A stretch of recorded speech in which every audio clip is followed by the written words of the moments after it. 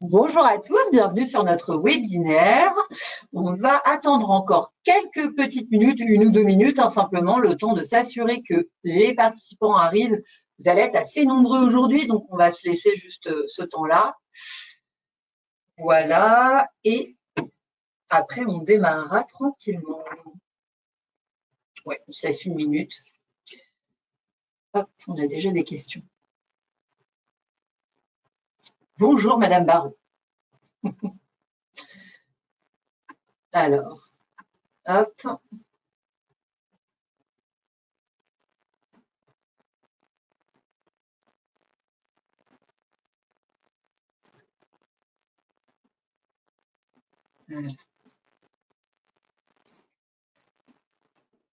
Alors, on va démarrer tranquillement, on a déjà 1 minute de passé.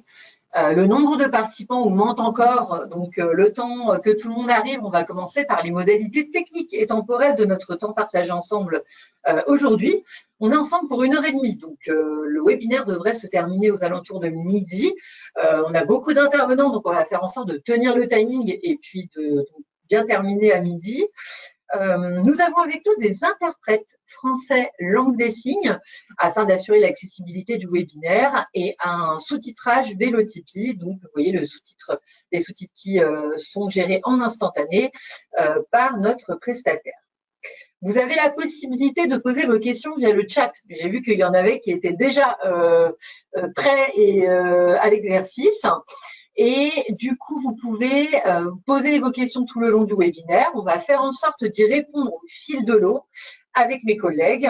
Donc, si jamais on n'a pas le temps de répondre à toutes vos interrogations, il est prévu que l'on extrait les questions et qu'on les mette à disposition avec la réponse, bien sûr, sur l'espace dédié CFA. On y reviendra dans la partie boîte à outils de notre webinaire, où vous aurez la possibilité d'avoir tout, support, FAQ s'il y a lieu, les documents partagés qu'on va évoquer ensemble aujourd'hui. Donc, sans plus tarder, nous allons commencer. Nous allons donc accueillir Nicolas Rivier. Nicolas, tu peux ouvrir ta caméra et ton micro et nous rejoindre pour introduire ce webinaire. Bonjour Caroline, bonjour à tous. Écoutez, je suis ravi de pouvoir vous accueillir. Vous êtes déjà plus de 130 et on sait que vous êtes en train d'arriver. En tout cas, on vous accueille au nom d'Atlas. On est ravi de pouvoir continuer la série, de pouvoir poursuivre cette histoire qui est maintenant initiée depuis plusieurs mois, plus d'1 an, sur la facilitation de l'accès à l'alternance et à l'apprentissage pour les personnes en situation de handicap. Un sujet qui tient à cœur à nos branches, un sujet qui tient à cœur à beaucoup de monde, aux entreprises, au CFA, un sujet sur lequel aujourd'hui on n'a pas encore progressé à hauteur de ce qu'on pourrait espérer, puisque malgré une progression toujours présente du nombre de contrats en alternance en 2022 à plus de 110 000, notre taux de présence pour les personnes en situation de handicap n'a pas varié. Donc on se dit qu'on a encore du travail, donc on poursuit, et les travaux d'été aujourd'hui, c'est sur cet aspect effectivement essentiel dans le cadre d'un contrat en alternance de la relation entre l'entreprise et le CFA, une relation essentielle pour tous les alternants, une relation qui l'est d'autant plus pour les personnes en situation de handicap qui ont des besoins spécifiques et pour lesquels des aménagements sont nécessaires, à la fois parfois matériellement, parfois psychologiquement chez chacun, et surtout dans l'approche pédagogique et dans l'accompagnement au quotidien. Pour ce faire, on y réussira que collectivement, et je tiens à remercier nos partenaires qui sont présents aujourd'hui, que ce soit côté CFA, entreprise, la GFIP ou Cap Emploi. Voilà, c'est tous ensemble qu'on y parviendra. On a tous cette envie et on va faire en sorte que sur nos chiffres de 2023, on ait enfin cette progression-là et on se dira qu'on aura bien travaillé ensemble. Voilà, mais en tout cas, bon webinaire à tous. Et merci encore aux différents participants. Merci Nicolas, merci beaucoup. On va maintenant demander à Chantal de bien vouloir se connecter, d'ouvrir sa caméra et son micro. Chantal, merci, et je te laisse du coup introduire la thématique du jour, s'il te plaît. Oui, alors bonjour mesdames, bonjour messieurs. Je suis ravie de vous accueillir une nouvelle fois pour ce rendez-vous. Alors, pour cette thématique prépondérante, donc pour nos branches professionnelles, nous sommes ainsi arrivés au 4e épisode de notre mini-série. Comme vous le savez, nous avions en fait créé 6 thématiques qui ont été créées à l'issue de 2 groupes de travail en fait avec les différents réseaux, avec les différents référents handicap du réseau CF Atlas entre mai et juin 2022. Donc le premier webinaire a eu lieu l'année dernière.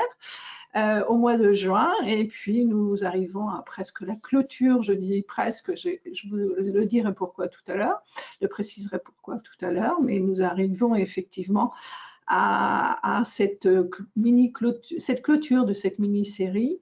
Je voulais vous préciser que tous les webinaires sont disponibles et les documents en fait liés et même FAQ sont disponibles sur prestataire réseau CFA Atlas, donc sur le site d'Atlas bien sûr. Si vous avez quelques interrogations, vous n'hésitez pas à me rappeler.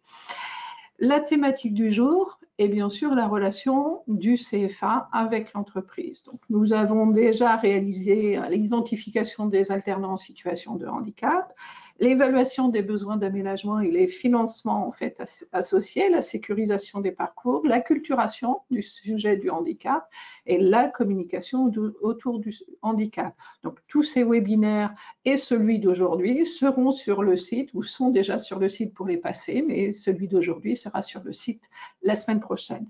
Je souhaitais tout simplement également remercier tout particulièrement Caroline pour l'animation de ce cycle de webinaires ainsi que les différents intervenants en fait AGFIP, Cap Emploi, référent handicap en CFA et en entreprise, et puis bien sûr l'équipe support technique de notre service communication. Un petit teasing, ce ne sera pas finalement le dernier de la série. Nous aurons un autre rendez-vous en fait le 19 septembre, mais nous en parlerons tout à l'heure. Le sujet du jour est très riche, donc je ne veux pas perdre de temps et je vous laisse entre les mains expertes des acteurs du jour. Merci à tous et bonne réunion. Merci beaucoup Chantal. Avant de commencer et de rentrer dans le vif du sujet, on va vous proposer un petit sondage parce que ce qui nous intéresserait, ce serait aussi de savoir si vous avez pu assister aux autres webinaires de la série. Donc Gaëlle, si tu m'entends, est-ce que tu peux lancer le sondage, savoir si nos participants du jour ont suivi l'un des 3 premiers webinaires de la série Handicap et apprentissage? Donc, je suppose que vous avez un petit peu de temps pour répondre. Et puis après, on enchaîne directement avec le sujet. Ils ont combien de temps, Gaëlle, à peu près? Bonjour, tout le webinaire. Ah, d'accord. Bon, très bien. Donc, du coup, là, je poursuis ou… Oui. Je poursuis? Oui. D'accord. Du coup, je vais peut-être reprendre la main sur la diffusion à l'écran. Merci beaucoup. Donc, on vous laisse répondre au sondage pendant ce webinaire et on va revenir sur le sommaire. Aujourd'hui, donc, on a eu l'introduction de ce webinaire par Nicolas Rivier et de la thématique par Chantal Buffet. On va ensuite passer au cœur du webinaire, les témoignages de nos CFA et entreprises partenaires.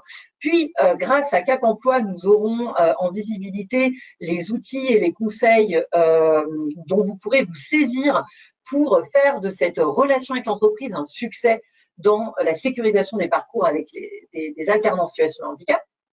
Ensuite, nous aurons une intervention de l'AGFIP pour savoir quelles sont les modalités d'accompagnement qu'elle peut vous proposer en complément. Nous irons ensuite sur le champ de la boîte à outils pour retrouver tous les outils et les documents dont on va vous parler aujourd'hui ou dont on vous a parlé par le passé dans les autres webinaires. Donc, nous vous représenterons la boîte à outils et on envisagera la suite. Chantal a déjà laissé quelques indices sur la date. Ce sera en septembre et on y reviendra tout à l'heure. Donc, sans plus tarder, rentrons dans le vif du sujet avec Margot Dacosta et Héloïse Legris. Mesdames, je vous laisse allumer vos caméras et vos micros pour nous rejoindre. Et super, bonjour Margot et Héloïse, du coup, si vous m'entendez. Magnifique, bonjour. Eh bien, je vous laisse vous présenter toutes les deux et après, on rentrera dans le vif du sujet de votre témoignage, mais je vous laisse d'abord vous présenter. Bonjour à tous, donc moi je suis Margot Dacosta, donc je suis responsable d'inclusion et innovation sociale au sein du groupe Galileo Global Education France, et donc j'ai en charge le handicap pour nos alternants, de façon très synthétique. Merci Margot. Ah, on Alors, ne vous entend pas? Je pense que le micro… Alors attendez, je vais regarder si j'ai pas la main sur le… Tac. Est-ce que j'ai la main pour vous donner la voix, Madame Legris? Alors, hop.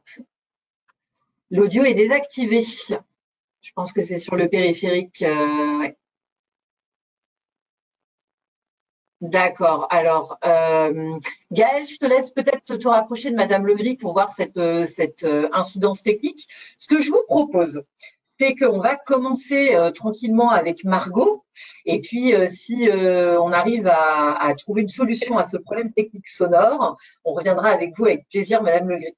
Du coup, Margot, est-ce que vous pouvez nous dire, de par le travail que vous faites avec Madame Legris, peut-être que vous pouvez dire un mot sur qui est Madame Legris, qui a très envie de se présenter mais qui ne le peut pas encore, et peut-être déjà nous dire comment le travail que vous avez instauré avec cette entreprise vous a permis du coup de sécuriser des parcours d'alternants ou de mener à bien des parcours pour des alternants en situation de handicap.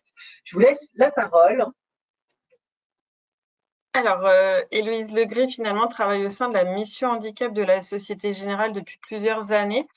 Nous nous connaissons très bien parce que dans mes précédentes missions, on travaillait auparavant ensemble.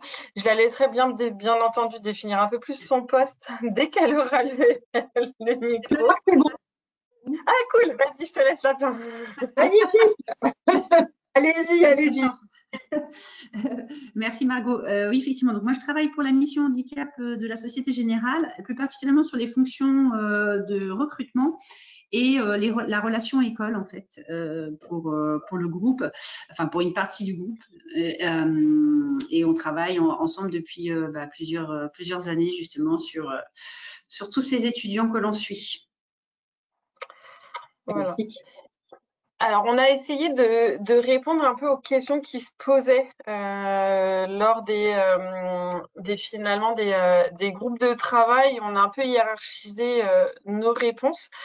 Il y avait une grosse partie qui était en fait comment on pouvait sensibiliser les étudiants et finalement nous ce qu'on fait finalement et ce qu'on a pu proposer l'année dernière aux étudiants qui étaient en recherche d'alternance, mais pas que, c'est de co-animer finalement un webinaire sur comment finalement aborder le handicap dans un process de recrutement, mais bien sûr aussi avec tout ce qui était la spécificité de l'accompagnement de la mission handicap de l'entreprise et qui était pour le coup la Société Générale. Donc ça, c'est un webinaire qui a bien plu à nos étudiants parce que, ça leur donne les clés de façon générale, mais en même temps, ça leur permet de découvrir une entreprise et d'échanger avec elle. Voilà. Et Héloïse, je te laisse parler du second sujet qui était de la formation des tuteurs. Pardon. Oui, effectivement, nous, ce qu'on a voulu, c'est mettre en place une formation tuteur qui existe, enfin, qui est déjà là, en fait, qui existe depuis tout le temps, pour tous les managers qui prennent des apprentis ou des stagiaires. Et on a intégré, en fait, dans le socle commun du droit de l'entreprise, en fait, comment dirais-je, un chapitre, pardon, on va dire ça comme ça, sur le handicap pour redonner les bonnes pratiques lorsqu'on on intègre une personne en situation de handicap. Les choses assez basiques, mais on ne parle pas de la nature du handicap, mais bien des aménagements de poste, comment on peut accompagner, qui sont nos interlocuteurs en interne quand on peut rencontrer des difficultés.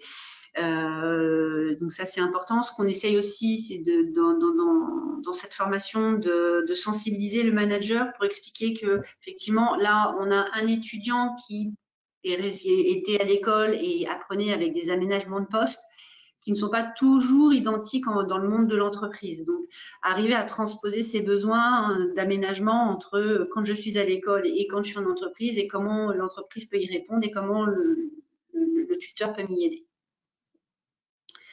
Voilà. Après, il y avait une grosse partie sur le recrutement et en gros, comment bien faire matcher les profils de nos alternants avec les offres d'entreprise. Et là, c'est vraiment notre rôle en tant que mission handicap. Alors, ça peut être mission handicap au sens large au sein du CFA, c'est que les étudiants qui sont en situation de handicap, vu que vous devez les proposer ou que vous les proposez à des missions handicap d'entreprise, il faut bien connaître le candidat avec qu'est-ce qu'ils veulent faire, quelles sont ses motivations, quels sont ses besoins de compensation. En fait, c'est comme un recrutement classique finalement, mais il faut bien savoir qu'il recherche avec peut-être des besoins d'aménagement ou pas, faut bien faire. Ne pas hésiter à en parler à la mission handicap, ils sont là pour ça. Et donc, c'est suivre aussi les étudiants dans leur recherche. Donc, ça va être les aiguiller, leur parler des partenaires avec qui on travaille, leur diffuser les offres que l'entreprise peut nous orienter. Ou en tout cas, si l'entreprise ne recrute que sur job board, et en tout cas, c'est qu'il postule, mais que l'étudiant vous fasse un retour de façon à ce que vous informez la mission handicap. C'est ce qu'on a pu faire avec Héloïse à plusieurs reprises, même si c'est vrai qu'aujourd'hui, Héloïse, je lui oriente les CV des candidats sur plusieurs offres qui sont potentiellement possibles au sein de son entreprise. Et à partir du moment où elle me dit que le candidat, il rentre dans le process, nous, notre rôle, c'est aussi de dire à l'étudiant, postulez sur cette offre-là parce qu'il faut que vous rentriez quand même dans l'offre dite classique. Donc, c'est aussi faire ce suivi-là. Alors, c'est vrai qu'on est un peu derrière ces étudiants parce que c'est un process un peu à part, mais c'est aussi intéressant pour bien faire matcher et d'avoir cette bonne relation avec l'entreprise. C'est aussi d'inviter les entreprises à participer à notre job dating école. Alors, c'est au sens large parce que c'est pas forcément que la mission handicap qu'on va inviter. Il faut aussi se dire que quand on a des étudiants, c'est d'informer qui viennent. Après, la mission handicap peut venir même sur des formes, parce qu'on n'a pas forcément assez de profils à proposer en fonction de la taille du CFA, de l'école. Moi, j'ai plus de 100 étudiants, mais ils sont répartis sur toute la France. Donc, forcément, c'est un peu compliqué. Donc, voilà. Après, on envoie aussi, nous, les CV des candidats à l'entreprise en direct ou au cabinet de recrutement avec lesquels ils travaillent et avec les partenaires du service public de l'emploi qui peuvent aussi avoir des relations. Donc, voilà, il y a plusieurs modalités finalement sur le recrutement.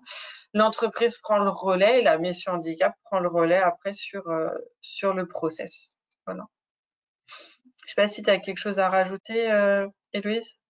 Non, mais tu as dit l'essentiel. Ce qui est important, en fait, c'est qu'effectivement, dans des grosses structures comme les nôtres, c'est difficile de pouvoir voir l'adéquation entre toutes les offres et les apprentis.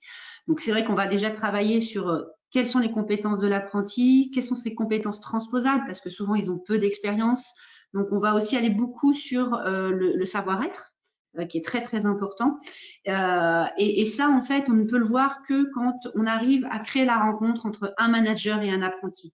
Quand on a réussi à créer ça entre les deux, c'est-à-dire au moins un entretien pour pouvoir parler de son parcours et justement parler d'autres choses que nous ne voit pas sur le CV, on a déjà gagné. Donc, c'est vrai que nous, on a insisté là-dessus et c'est aussi dans ce cadre-là que dans notre accord handicap, on a bien spécifié qu'un candidat qui pouvait avoir des compétences socles et que s'il était en situation de handicap, il devait être reçu par le manager au moins en entretien dans un délai assez rapide, même voire plutôt très très rapide. Mais ça a été inscrit quelque part dans le marbre de notre accord handicap, puisqu'on le sait, tant qu'il n'y a pas de rencontre entre les deux, c'est extrêmement compliqué pour ces jeunes. Et moins jeune d'ailleurs. D'accord. Tu peux passer sur la Caroline, la diapo d'après. Merci Caroline. le rôle, en fait, on demandait aussi sur ces groupes de travail, c'était quoi le rôle et les obligations de l'entreprise. Bien entendu, et c'est ce qu'on était d'accord avec Héloïse, c'est se dire que l'entreprise, elle a aussi un rôle à jouer qui est jusqu'à l'obtention du diplôme. Le but de prendre un alternant, c'est de faire en sorte qu'il soit diplômable et potentiellement qu'il devienne un futur collaborateur, donc son intégration en entreprise. Donc aussi, la mission du handicap, elle fait un peu ce relais-là, mais ce n'est pas que le rôle de la mission handicap, c'est le rôle au sens large de l'entreprise et de tous les acteurs. Là, je te laisse la parole sur la mobilisation des managers. C'est vraiment plus pour le volet entreprise, pour le coup. Oui, effectivement, nous on essaye un maximum de parler de la campagne d'alternance. On participe à beaucoup de job dating. Sur les choses sur lesquelles aussi on s'attache beaucoup, c'est ce que tu disais aussi tout à l'heure, Margot, c'est vraiment un partenariat main dans la main entre le CFA et l'entreprise. Parce que plus on se connaît, plus le CFA connaît ses apprentis et plus ce sera facile de mettre même du lien direct avec le manager. C'est-à-dire enlever quelque part encore, je dirais, un point d'étape, c'est-à-dire que effectivement, plus vite on pourra entrer en contact avec le manager et mieux ce sera en fait. Et souvent les managers sont très surpris parce que souvent les retours que j'ai c'est mais c'est un bon jeune, je vois qu'il lui manque des choses, il manque des compétences, mais ça il va aller l'apprendre à l'école et nous on va s'occuper du reste en fait. Et ça marche plutôt pas mal. Je ne sais pas si on a répondu finalement à toutes les questions ou s'il y a des questions finalement. Alors, je vais aller regarder le volet questions. Effectivement, comme ça, on va voir si en live on en a. Non, il n'y en a pas pour le moment. Pour l'instant, ouais, merci Chantal, effectivement. Pour l'instant, on n'en a pas, mais on ne sait jamais, ça pourrait venir par la suite. Effectivement, vous avez donné un bon exemple de ce que pourraient être des solutions pour les interrogations qui avaient été remontées en groupe de travail. Donc, merci pour ça.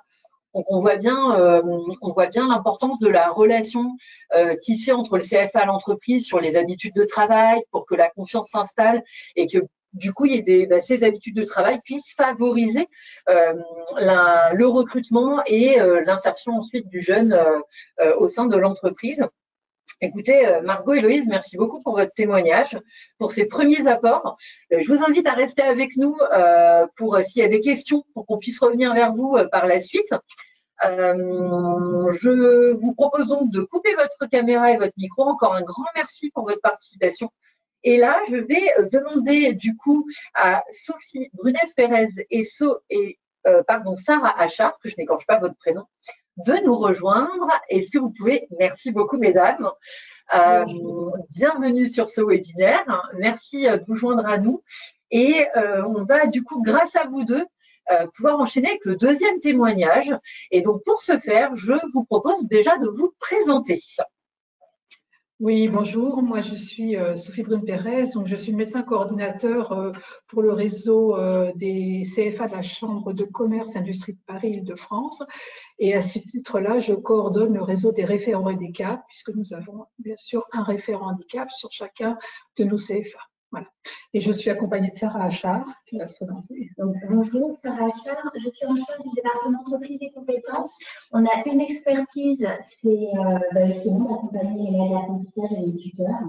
Et on en a accompagné jusqu'à présent 13 000. Alors, est-ce que vous auriez la possibilité d'augmenter quelque part votre son? Parce que je pense qu'on vous entend assez peu. Est-ce que si on parle un peu plus fort, ça sera mieux? Alors oui, ça me semble mieux, effectivement. On va voir ce que ça donne sur la durée du témoignage, mais ça me semble mieux. N'hésitez pas, si jamais vous nous entendez mal, à nous le rappeler et on montera le son. Très bien, merci beaucoup. Du coup, je vous laisse prendre la parole et du coup nous expliquer comment du coup la relation entreprise avec le CFA de votre côté vous permet du coup de sécuriser les parcours des alternants en situation de handicap. je vous laisse la main. N'hésitez pas à me dire quand passer à l'autre slide pour que ce soit bien fluide dans votre présentation. Donc, on peut commencer à passer à l'autre slide. Donc, nous, on est parti d'un constat avec Sophie, c'est qu'on augmente fortement le nombre de contrats d'apprentissage, mais pour l'instant, le nombre d'apprentis qui sont en situation de handicap reste stagnant. Remarque qu'avait fait Nicolas également en début de séminaire. Et on s'est demandé comment faire pour aller un petit peu plus loin, en sachant que ça cache une autre réalité, si on peut passer à l'autre slide, c'est qu'au final, tous les apprentis qui sont en situation de handicap ne vont pas forcément le déclarer et certains vont même demander à l'école de ne pas en parler. Donc, ça va au-delà de la situation de handicap d'une simple RQTH, donc reconnaissance en qualité de travailleur handicapé. Et c'est là où il va falloir pousser un peu plus loin, puisque 80% des handicaps sont invisibles et qu'au final, on va être amené à travailler, enfin, le maître d'apprentissage va être amené à travailler avec des personnes en situation de handicap sans même qu'elles soient forcément identifiées comme telles. Si on peut aller au prochain. Et donc, il y a deux points qui se posent, et pour les CFA et pour les entreprises. Donc, on a eu le témoignage préalable également. L'entreprise, elle se doit d'accueillir des personnes en situation de handicap et d'une certaine façon, pouvoir les accueillir quand ils sont en apprentissage, c'est aussi leur permettre une entrée un peu plus douce dans le monde du travail avec un accompagnement. Et pour le CFA, c'est aussi le CFA qui va permettre à ce que ces personnes soient formées, soient employables et compétentes. Et aujourd'hui, on se rend compte que des fois, il y a une certaine pénurie en termes de collaborateurs compétents qui ont le diplôme tout simplement, pas forcément compétents, mais qui ont accès à ce diplôme-là. Donc, il va y avoir un travail commun entre les deux. Et si on va un petit peu plus loin, on va dire que c'est un challenge, puisqu'il y a certaines personnes qui ont peur. Le challenge, c'est ça, c'est un défi. Donc, est-ce qu'on a peur d'aller vers cette situation-là ou est-ce qu'au contraire, on estime que c'est quelque chose qui va nous faire grandir? Donc, dans le challenge, c'est comment on fait pour rassurer, tout simplement. Alors, c'est juste, on reste encore sur l'avant et je vous dis quand on y est. Merci. Donc, merci. Sur ce challenge, en fait, c'est aussi de savoir comment on va faire pour rassurer, aussi bien sur le centre de formation de l'apprenti, comment il fait pour rassurer les entreprises, pour dire que une personne en situation de handicap, c'est aussi une personne qui a beaucoup de compétences, mais qui sera même un atout pour l'entreprise, puisque ils ont une autre façon de voir le métier. Donc, pour le CFA, il va falloir qu'il l'accompagne sur ce point-là. Et pour l'entreprise, c'est aussi le challenge qui a été dit un peu plus tôt, de convaincre les collaborateurs que c'est un accompagnement différent, mais un accompagnement enrichissant. Donc, cette fois-ci, je veux bien qu'on passe à la suite. Donc, concrètement, un contrat d'apprentissage, c'est un contrat tripartite. Et c'est d'autant plus important, cette tripartie, d'autant plus important, à chaque fois c'est important, mais d'autant plus important sur une situation de handicap. Pourquoi? Parce que ça doit être réfléchi ensemble, à monter en compétences. Il y a vraiment ce besoin de socle entre l'entreprise et le CFA pour être sûr de pouvoir faire monter en compétence l'alternant. Donc là, je vais laisser Sophie insister un petit peu plus sur la partie CFA, puisque c'est elle qui coordonne les référents handicap.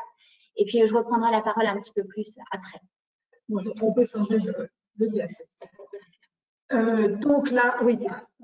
Au niveau de l'ensemble de formation d'apprentissage. Alors, Sophie, on ne vous entend pas très bien. Donc, de la même manière, je ne sais pas ce que Sarah avait pu faire, mais… Non, parce que Sarah a parlé plus fort et il faut que je parle plus fort. Voilà. Super, merci beaucoup. Donc, oui, au niveau de chacun de nos centres de formation d'apprentissage, on a bien sûr un référent handicap et on a un service de relations entreprise.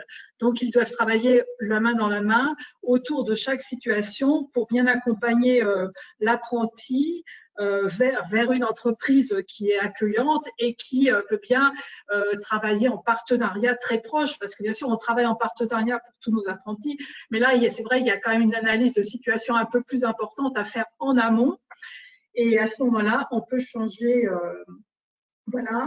de slide. Merci. Donc au moment de la signature du contrat, chacun de nos centres de formation d'apprentissage envoie un livret à l'entreprise qui signe le contrat, dans lequel il y a une page liée, qui était dédiée au handicap, au référent handicap qui est présenté, ça permet de pouvoir instaurer un dialogue le mieux possible quand il y a des choses qui ne sont pas parlées en amont. Parce que, comme Sarah le disait, il y a beaucoup de jeunes qui ne se déclarent pas en situation de handicap avant de commencer leur contrat d'apprentissage.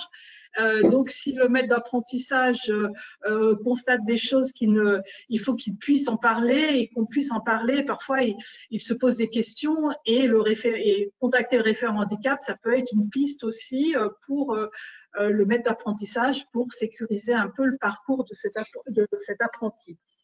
Après, donc nous, au niveau des centres d'apprentissage, on élabore dès le début de la formation un projet d'accompagnement. Ce projet d'accompagnement a plusieurs parties. Le projet d'accompagnement pour la formation en CFA et le projet d'accompagnement, enfin, on reprend ce qui peut être mis en place en entreprise, bien sûr avec l'aide de l'entreprise et du médecin du travail qui va permettre de finaliser les accompagnements en entreprise. C'est un document qui n'est pas confidentiel, qui est donc qui suit le parcours du jeune, qui est diffusé à tous les formateurs de l'établissement et bien sûr à l'entreprise. Quand nous avons des jeunes qui ont une reconnaissance de travailleurs handicapés, quand bien sûr notre apprenti souhaite qu'il y ait un dialogue avec l'entreprise. Après, le rôle du référent handicap du CFA, c'est d'inciter le jeune, notre apprenti, de rentrer dans ce dialogue avec l'entreprise parce que sinon, on se heurte à des difficultés et c'est parfois des ruptures de contrat parce que le jeune a refusé de parler de ses difficultés de santé ou de handicap auprès de l'entreprise. Donc, on essaye au mieux de sécuriser dans un dialogue et souvent, il faut convaincre ces jeunes qui sortent chez nous, on les a de 15 ans, ils arrivent parfois à 15 ans sur certaines formations, donc ils sortent d'un système éducation nationale à temps plein et c'est vrai qu'il faut qu'ils connaissent le monde du travail, ils découvrent la législation, donc c'est un travail important du référent handicap à ce niveau-là. Après, au cours de la formation, il y a comme pour tout jeune, une visite en entreprise. Donc, alors je crois qu'on peut changer le slide. Là, j'aimerais juste y avoir un exemple pour voir concrètement. Voilà, ça c'est le projet d'accompagnement c'est la trame qui est mise à disposition et après elle est personnalisée pour chaque CFA et personnalisée bien sûr pour chaque jeune et chaque formation. Donc, au cours de l'autre outil, c'est la visite en entreprise et on s'est aperçu au début qu'au cours de cette visite d'entreprise, on a aussi une trame et en fait, on ne parlait absolument pas du jeune en situation de handicap. Donc, ça a été une réflexion au fur et à mesure du temps. C'est vrai qu'on s'est dit, si jamais le maître d'apprentissage faisait des petits aménagements qui n'étaient pas officiels, si on ne lui pose pas la question, il va peut-être pas nous en parler. Donc, c'est vrai qu'il y a toute une partie maintenant dans la fiche de visite, l'apprenti qui bénéficie d'aménagements. Alors, est-ce qu'il a, bien sûr, c'est facile quand le jeune est bien reconnu avec une reconnaissance de travailleur handicapé. Après, c'est parfois un retour d'entreprise qui revient au référent handicap par la personne qui a fait la visite en entreprise, que le tuteur, que le maître d'apprentissage met des choses en place un petit peu de manière, pas sauvage, mais bon, c'est très bien, il l'adapte, mais c'est pas pris en compte d'une manière officielle parce que le jeune ne veut pas se faire reconnaître. Donc, c'est vrai que dans ces cas-là, on reprend au niveau du CFA avec le référent handicap pour bien expliquer à l'apprenti le bénéfice qu'il pourrait avoir. Ça marche pas à 100%, hein, c'est sûr. Donc là, ça c'est la partie de la fiche de visite avec, on reprend le cadre qui a été mis assez récemment parce qu'en fait, c'était pas du tout mis en place dans la visite entreprise. Et je pense que c'est important, ça permet d'instaurer un dialogue avec l'entreprise, le tuteur et le jeune quand il y a besoin d'aménagements particuliers. Très bien. Alors, avant de passer à l'autre slide, effectivement, Sarah, je vais avancer dans la présentation. Juste, je réponds à une question qui concerne du coup vos interventions, Sophie et Sarah, sur la question des documents. Vous avez la possibilité, vous en tant que participant, de télécharger le support qu'on vous a mis à disposition. Et en complément, nous allons mettre à disposition sur le site internet dédié, l'espace dédié Atlas, on y reviendra en fin de présentation dans la boîte à outils, certains documents ont été évoqués. Donc, vous aurez bien accès à un maximum d'informations. Alors, merci Caroline. Oui. Et je vous redonne la parole. Oui, après, moi, je voulais passer un petit aménagement, pour un exemple d'aménagement qu'on a mis en place avec une entreprise pour une jeune fille qui était en BTS comptabilité gestion et qui bénéficiait d'une RQTH. En fait, elle est rentrée au CFA et dès les premières journées de cours en CFA, en formation, donc elle a fait des malaises l'après-midi et en fait, au fur et à mesure des jours, ça aboutit à un absentéisme sur la 2e semaine de formation. Donc, on a contacté l'employeur qui avait déjà eu en entreprise cette jeune fille pour la première période en entreprise, et on s'est aperçu avec l'employeur qu'il y avait une situation très différente puisque elle avait une relation assez agréable et constructive avec son tuteur. Alors, faut dire que c'était une petite entreprise, hein, il y avait là, c'est une petite entreprise d'assurance. Il y avait la personne responsable et une autre personne qui faisait du secrétariat. Donc, c'était une toute petite entité. Et on a repris l'histoire de cette jeune fille. On s'est aperçu qu'elle avait eu une phobie scolaire antérieurement, qu'elle avait eu un suivi médical et qu'elle était confrontée avec des crises d'angoisse quand elle était en grand groupe. Donc, le référent handicap de l'établissement a initié une réunion entre le centre de formation, l'employeur, l'apprenti, le responsable pédagogique. L'apprenti était arrivé accompagné de sa maman. On peut passer à la suite. Et là, on a mené une réflexion avec l'entreprise, comment on pouvait aménager le temps en CFA. Et l'employeur a été tout à fait partie prenante sur le temps d'aménagement pour éviter que la jeune fille soit coupée du monde, et parce que c'est vrai que c'était pour éviter une déscolarisation, comme elle avait eu cette phobie scolaire, ça nous ennuyait de lui dire tu suis la moitié de tes cours chez toi enfermé, ça nous paraissait pas une bonne solution pour essayer de la réintégrer dans le monde de la socialisation. Et donc l'employeur a été partie prenante et elle avait les jours où elle n'était pas en CFA sur la période de formation d'entreprise, elle allait quand même en entreprise. Et là, l'employeur la supervisait, soit les cours en distanciel qu'elle pouvait prendre, soit le travail personnel qu'elle pouvait faire. Et là, évidemment, je veux dire, c'était une relation très bénéfique pour elle. Et on en a beaucoup. Enfin, elle a pu bien partager avec son employeur et c'était très bien. Après 2 mois de travail un petit peu avec un temps partagé entre le CFA pour la formation et l'entreprise, on a pu réévaluer la situation. Elle a pu augmenter petit à petit un petit peu plus de formation dans le groupe classe, mais elle est toujours restée en temps partagé parce qu'elle a toujours eu cette difficulté pendant ces 2 années de BTS. C'était un peu court pour qu'on puisse la faire passer complètement en temps complet dans le groupe classe, mais certains cours, elle les prenait quand même à la fin sans faire de malaise, et elle était quand même beaucoup plus rassurée d'être en cours dans le centre de formation. Voilà. Mais donc, c'était vraiment un travail. C'est vrai qu'on aurait pu, l'employeur aurait pu ne pas nous donner cette possibilité-là. Et c'est vrai que si elle avait été un absentéisme qui aurait augmenté, il y aurait eu une rupture de contrat, évidemment, puisqu'elle n'aurait pas suivi ses cours. Donc, c'était quelque chose de très positif pour cette jeune fille. Après, Sarah va reprendre la parole sur la formation de tuteur. Alors, du coup, Sarah, de la même manière, je vous laisse vous rapprocher un petit peu pour le son. Merci beaucoup. Super, merci. Effectivement, par rapport déjà reprendre les enjeux pour les CFA, donc ça c'est des données AGFIF, hein, c'est pas nous qui les avons consolidées, mais au niveau du taux de rupture, donc c'est un taux de rupture qui est un peu similaire avec le taux de rupture normal, sauf que quand on va analyser le pourquoi, 40% des ruptures de contrat sont liées à un problème de relation avec le tuteur et l'alternant, et ça peut se prévenir. Donc, pour les CFA, c'est important de savoir qu'ils peuvent diminuer leur taux de rupture à partir du moment où le tuteur se sent équipé. Accessoirement, c'est aussi important pour la fidélisation entreprise, puisque c'est un accompagnement de la relation tripartite. Pour les petites entreprises qui n'ont pas forcément de référent handicap, le fait qu'il y ait un référent handicap dans l'école qui va pouvoir aussi échanger avec l'entreprise, c'est toujours un avantage.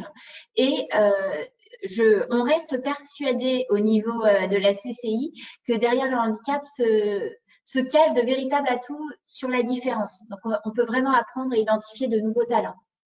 Si on continue. Donc, nous, ce qu'on dit aux tuteurs, comme on sait qu'il y a des personnes qui ne souhaitent pas annoncer leur handicap, après discussion avec Sophie, on s'est rendu compte que notre formation ne pouvait pas faire qu'une formation orientée être tuteur d'une personne en situation de handicap, parce que c'est oublier qu'il y a des personnes qui ne vont pas oser le dire. Donc, on a intégré dans la formation tutorale qu'on propose, justement, ces clins d'œil au handicap, et on précise que, en fait, il y a deux grands avantages d'accompagner pour le tuteur une personne en situation de handicap. Alors, il y en a beaucoup plus, mais deux grandes familles. Déjà, ils vont devoir explorer leur expertise, puisque quand on est expert, on part souvent dans des automatismes et on a une façon de bien faire. Et la personne en situation de handicap va nous challenger sur notre façon de faire notre métier. Et ça, c'est extraordinaire parce que du coup, on peut découvrir de nouvelles façons de bien faire. C'est source de créativité et d'innovation. Et deuxième point qui est très important, c'est au niveau accélérateur de compétences transversales. Tout à l'heure, on a parlé de manager. Il n'y a pas meilleur manager que celui qui sait bien intégrer une personne en situation de handicap. Non seulement il doit faire preuve de peut-être, j'ai envie de dire, de plus de pédagogie, pas 100% plus, mais justement savoir quelle va être la façon d'aménager sa transmission pour être sûr qu'elle soit bien reçue. Au niveau du relationnel, il va falloir qu'il réfléchisse, qu'il interagisse vraiment avec les personnes pour que la personne se sente intégrée comme les autres. Et ça, c'est très important. Une personne en situation de handicap n'aime pas forcément qu'on la traite différemment et qu'on la pointe. Elle veut juste être traitée comme les autres, mais en prenant en considération de son côté unique, entre guillemets, de ce qui la différencie. Et ce côté relationnel qui va être un accompagnement personnalisé sans forcément mettre de côté, à part, c'est un challenge pour un manager qui peut, justement, dont il doit faire preuve. Et le côté managérial, c'est l'organisation. Sophie vient de parler d'un exemple où, des fois, il faut juste adapter son accompagnement et son organisation pour optimiser les résultats. Si on peut passer à la slide suivante. Du coup, pourquoi l'alternance, ça serait un contrat idéal par rapport au handicap? Dans les arguments qu'on peut utiliser en tant que CFA, mais aussi en tant qu'entreprise, c'est que l'apprentissage notamment, donc il est accessible tout au long de la vie pour les personnes en situation de handicap, c'est une obligation de moyens et pas de résultats. C'est-à-dire que l'apprenti, il peut grandir, il peut monter cette fameuse relation tripartite avec le socle commun, il peut monter, il peut gravir sa montagne progressivement sans avoir une pression en plus, et il bénéficie d'un accompagnement poussé, puisqu'un tuteur, on ne l'a pas, quel que soit notre statut dans l'entreprise, c'est un avantage. Si on peut passer à la suite. Et donc, nous, dans notre formation, ce sur quoi on insiste, il y a eu des exemples qui ont été présentés un peu plus tôt, c'est sur l'importance de préparer l'arrivée de l'alternant avec l'équipe, sur le fait de penser à présenter la démarche handicap. Donc ça, c'est quel que soit l'apprenti qu'on va recevoir, lui dire qu'on est déjà sensibilisé à la situation de handicap pour justement ouvrir une porte pour ceux qui n'osent pas, adapter son accompagnement, bien évidemment. Et dans les missions qui sont attendues sur le rôle de maître d'apprentissage, c'est de communiquer avec le CFA. Donc, encore pour prendre un exemple qu'on a eu dans nos formations, puisque des fois on a du coup, suite à ces échanges, des maîtres d'apprentissage qui disent oui, moi d'ailleurs j'ai une étudiante, elle n'a pas pu faire reconnaître sa dyslexie et ça se passe très mal, donc un emploi support où elle dit c'est simple, comme elle fait des fautes d'orthographe tout le temps, je lui ai demandé de continuer à refaire plus de comptes rendus. J'ai focalisé son activité sur les comptes rendus. Donc là, on vous a mis un exemple de ce que représentait la dyslexie pour quelqu'un. Alors, il y a plusieurs types de dyslexie, soyons précis, mais là, concrètement, quelqu'un qui est dyslexique, choisir d'orienter son accompagnement sur de l'écrit, sur des comptes rendus, c'est ne pas lui donner les clés de la réussite. Et c'est à ça que ça sert justement de sensibiliser les tuteurs et de leur dire qu'ils ont des interlocuteurs.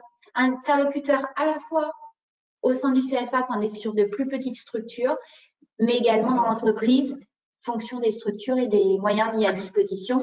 Et je pense que par la suite, nous allons avoir aussi d'autres sources d'accompagnement qui vont être données par les autres interlocuteurs. Oui, tout à fait. Merci beaucoup. Avec plaisir. Oui.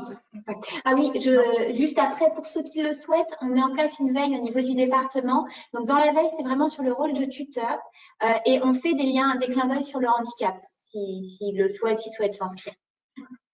Voilà. Super. Merci beaucoup à toutes les deux pour ce témoignage très très riche et bien illustré.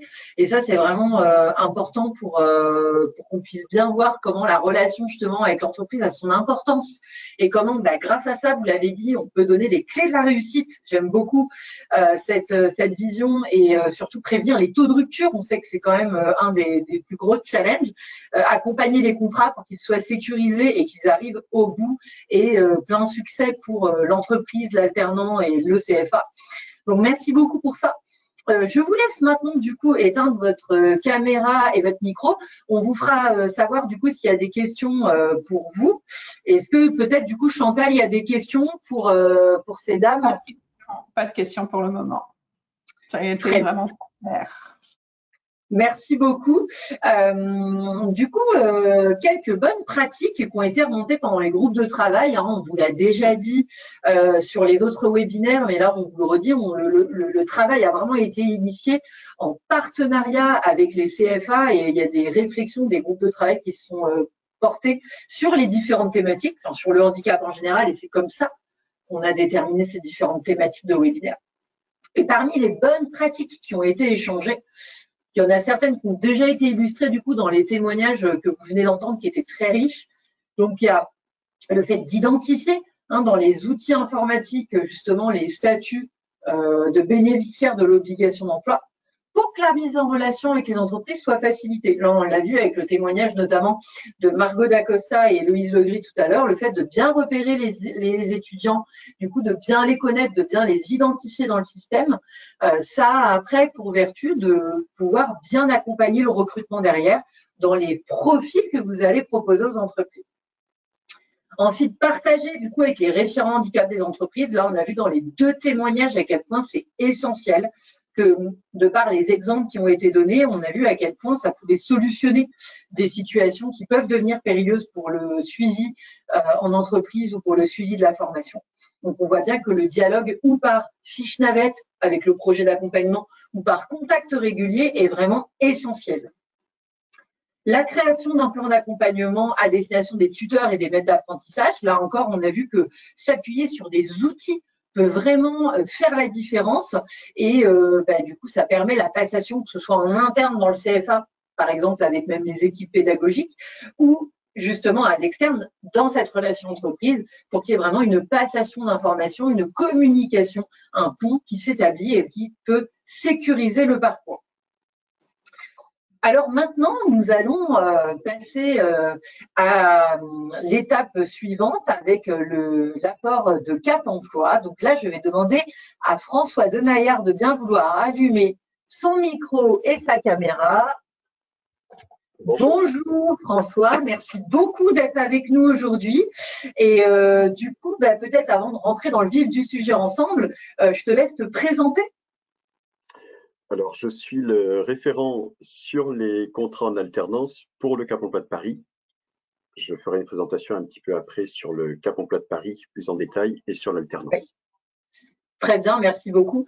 Du coup, selon toi, quels sont, et en complément du coup des témoignages qu'on a pu entendre là et les apports des différents CFA et entreprises, selon toi, quels sont les points d'appui que les CFA peuvent avoir grâce à Cap Emploi? Quelles sont peut-être les stratégies que les CFA peuvent développer pour accompagner les entreprises justement dans le recrutement des alternants?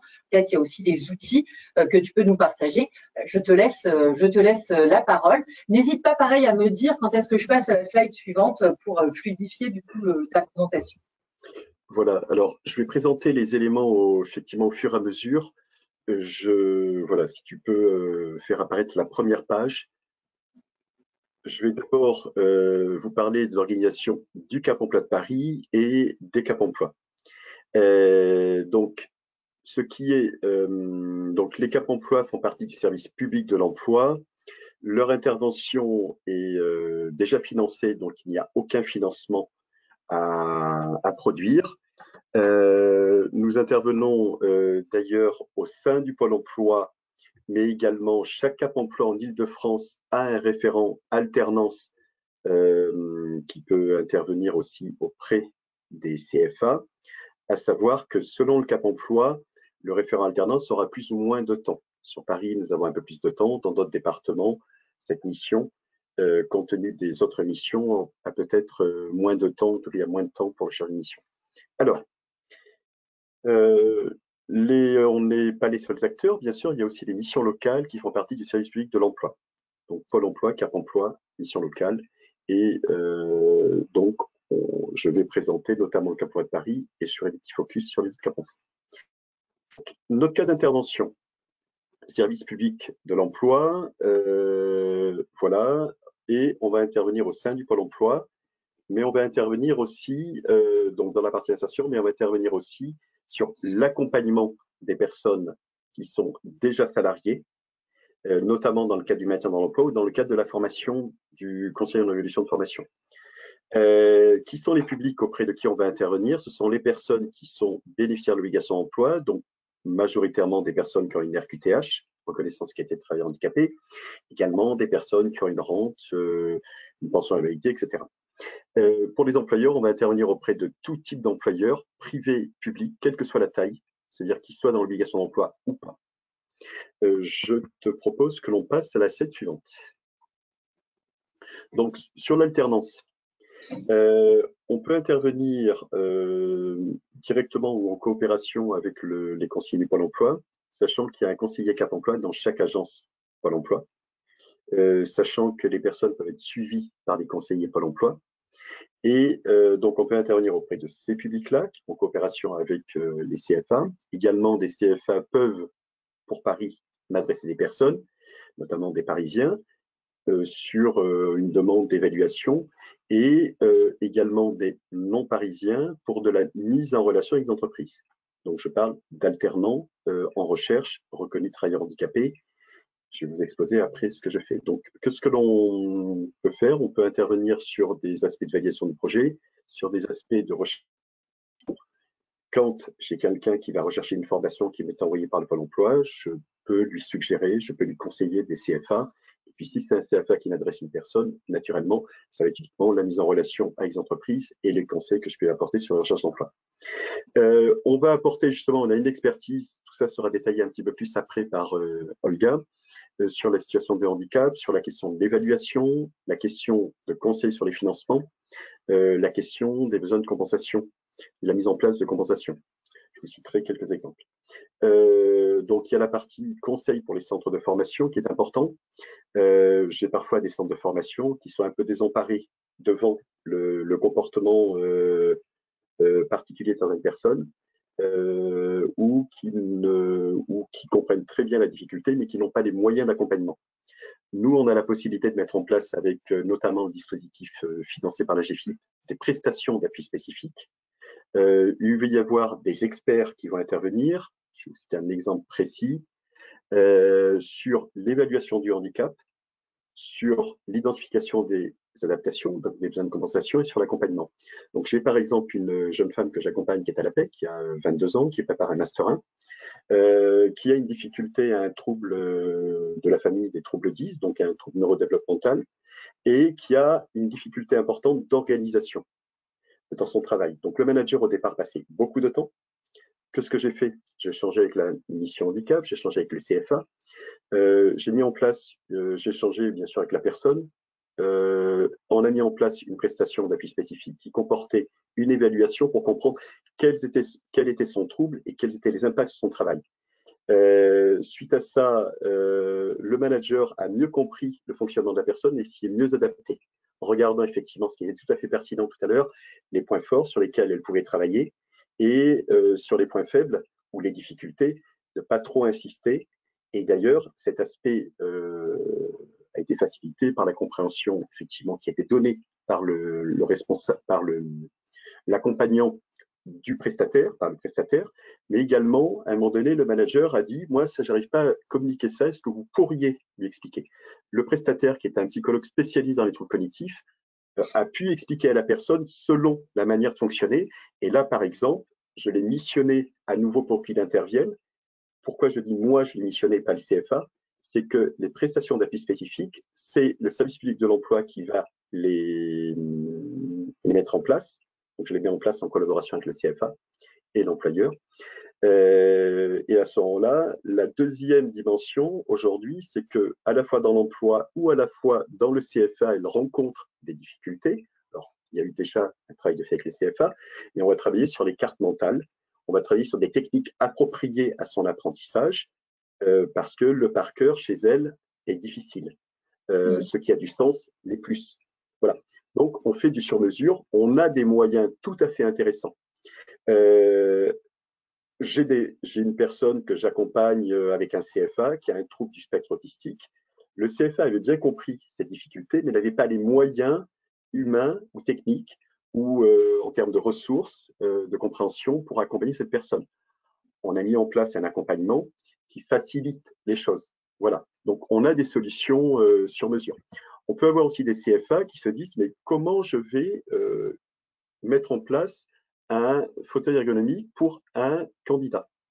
Ça peut paraître simple, mais ça peut paraître compliqué parce que des fauteuils ergonomiques, vous en avez plein, évidemment.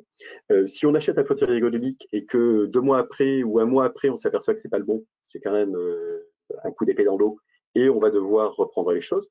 Donc, nous, on est en relation avec des fournisseurs qui peuvent prêter un fauteuil, qui peuvent avoir une compétence particulière et après, chose que vous connaissez, puisque beaucoup d'entre vous ont suivi les webinaires, mais il y a les financements avec l'OPCO, il y a les financements avec la GFIP, tout ça va vous être un petit peu précisé par la suite, mais parfois, quand on est né dans le guidon en tant que référent avec plein d'autres sujets, on peut se référent en handicap en CFA, on peut se poser la question, mais là, comment je peux faire voilà. Eh bien, à la fois, on va voir que la GFIP peut apporter un renseignement, c'est son rôle, mais à la fois, un acteur de proximité comme un Cap Emploi peut aussi vous apporter aussi son point de vue et un partage d'expérience. Donc, on peut apporter des conseils sur les dispositifs, on peut apporter des éléments très pratico-pratiques sur la recherche de solutions et la mobilisation d'actions. Alors, sur le placement d'entreprise, je vais revenir après plus en détail, mais pour les personnes, on s'aperçoit qu'il y a, pour moi, je vais schématiser très succinctement les situations comme je les vois. On va avoir des personnes, comme j'ai eu dernièrement, le candidat rêvé, si je peux dire, d'une entreprise, quelqu'un qui a 22 ans, qui prépare un Master 2, qui a une maladie qui n'est pas gênante pour le travail. Lui, je l'ai diffusé à la fois à des entreprises, je l'ai diffusé à des cabinets de recrutement. 3 jours après, il est embauché. Parce que excellent profil. Ce n'est pas la majorité des profils que l'on a, et ça vous le savez bien, sinon la question ne se poserait pas sur l'insertion. J'ai des profils notamment qui sont un peu moins comment dire, habituels pour les entreprises, un parcours un peu plus alambiqué, une personne qui a 45 ans, donc il va y avoir 2 aspects. Il va y avoir, dans certains cas, effectivement, pour un manager, ce n'est pas le profil. 90% des alternants, des apprentis, ont moins de 26 ans. 50, à peu près 60% des apprentis, d'ailleurs, ont entre 21 ans et 25 ans. Donc, il y a 2 aspects sur cette, et autour de 60% des apprentis, c'était les chiffres que donnait la DRIEETS il y a quelques jours, sortent soit des études, soit déjà d'un contrat d'apprentissage. Donc, on a parfois des profils qui sont plus atypiques, c'est-à-dire qui se reclassent, qui ont eu un parcours sans activité ou en dents de scie, qui sont plus âgés. Donc là, il va falloir déjà apprendre à ces personnes à mieux se présenter si c'est nécessaire. Bien sûr, il y a des personnes qui sont tout à fait naturelles dessus. Voilà, mais parfois, il faut rassurer aussi au-delà de la présentation, il faut suivre, parce qu'une recherche d'emploi, et j'avais un jeune homme qui me disait « Heureusement que j'ai été en relation sur des salons, que mon CFA m'a accompagné, que vous m'avez accompagné, parce que depuis mars, il cherchait et il a trouvé un poste récemment suite à un salon sur lequel j'ai mis en relation. Il a été en relation avec un des employeurs que j'avais dans cette organisation de job dating que j'ai mis en place. Il me dit, mais que ça a été fastidieux. Voilà. Et donc, il s'agit d'encourager les personnes, de les rassurer, donc de les rendre compétents pour les entretiens, ça c'est un aspect. Deuxième chose, aussi de les accompagner pour pas qu'ils lâchent les bras.